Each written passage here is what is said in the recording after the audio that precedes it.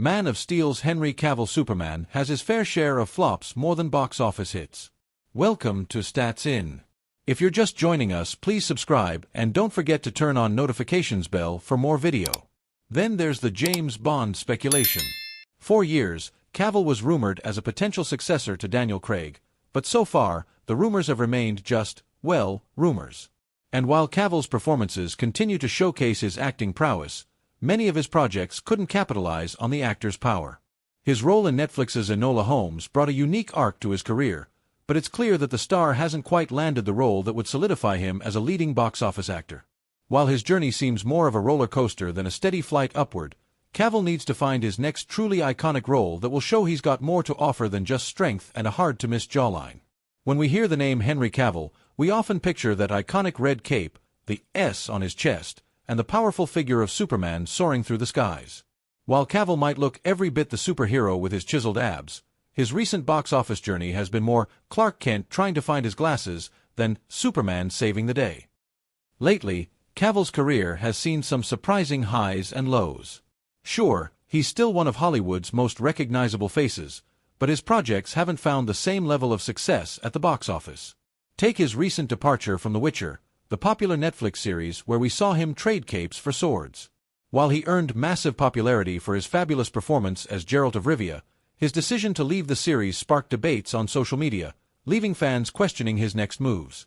And while many believed his Superman would fly again in the new DC Extended Universe, news of recast had fans facing the reality that Cavill might not return as the Man of Steel.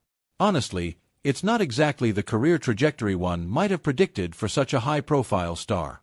Cavill continued to take on roles in British television, including the Inspector Lynley Mysteries and Midsummer Murders. He also ventured into adaptations with Goodbye, Mr. Chips. The star's trajectory continued with several other mixes of projects that feel like a nostalgic time capsule of early 2000 cinema.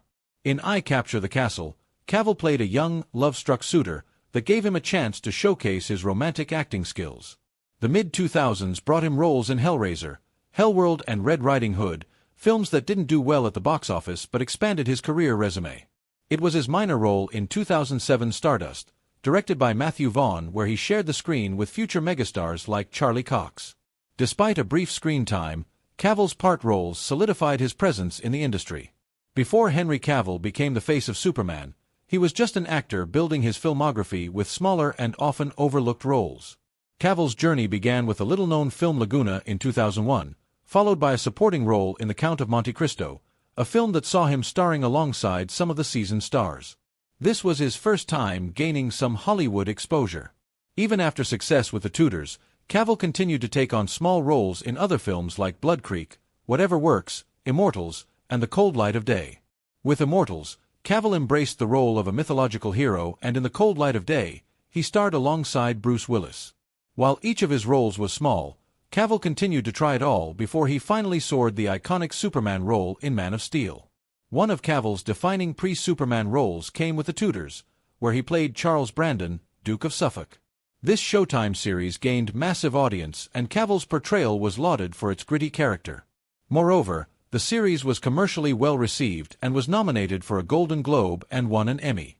It was his role in The Tudors that put Cavill on the radar of Hollywood's casting directors. The star even credited the show for bolstering his career in a YouTube interview, stating, "It's done the most for me to date. I've done more work here than I've done in England. Now that there's an audience somewhere in America that's aware of who I am, I have more sellability because of The Tudors." Not only this, Cavill was named the most dashing Duke by Entertainment Weekly and was praised for his role in The Tudors and for displaying charm, depth, and a killer bod.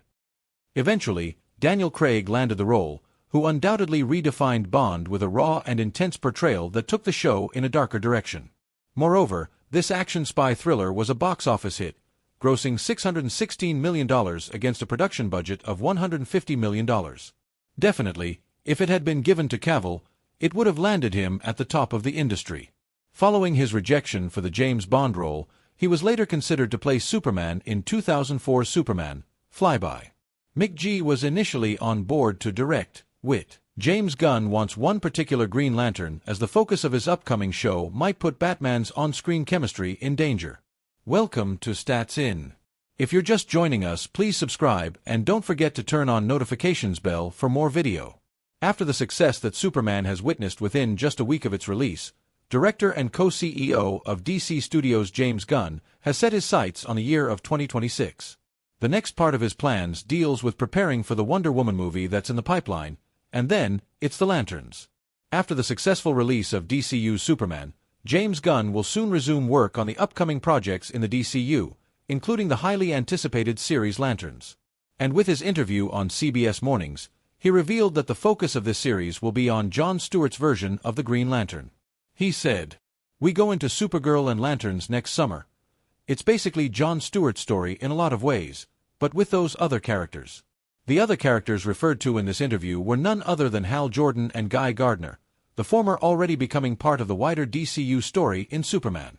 While this news may be massive, it might not sit right with many Batman fans, simply because the chemistry between Hal Jordan as the main Lantern and Bruce Wayne's alter ego is a joy to witness.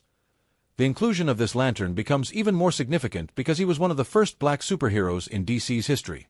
Therefore, it's paramount to do justice to its cultural significance and to Stewart's character in general.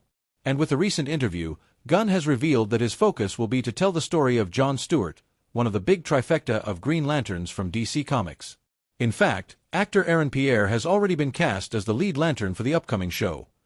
While Hal Jordan and Bruce Wayne may have butted heads on numerous occasions in the past, the few positive interactions that they do have make them that much more special and their chemistry that much more meaningful. While there will be roles for both Guy Gardner and Hal Jordan as Stewart's support, they will not be the primary focus. This might bum some fans out, simply because Hal and Bruce's chemistry is something else entirely, and the Green Lantern 80th Anniversary Spectacular one-shot comic, when Jordan thinks he's going to die, he sends a heartfelt video message to Wayne. He admits he's always been envious of Bruce's honed discipline, intelligence, and confidence, while also crediting him for teaching him humility and for helping him confront his flaws.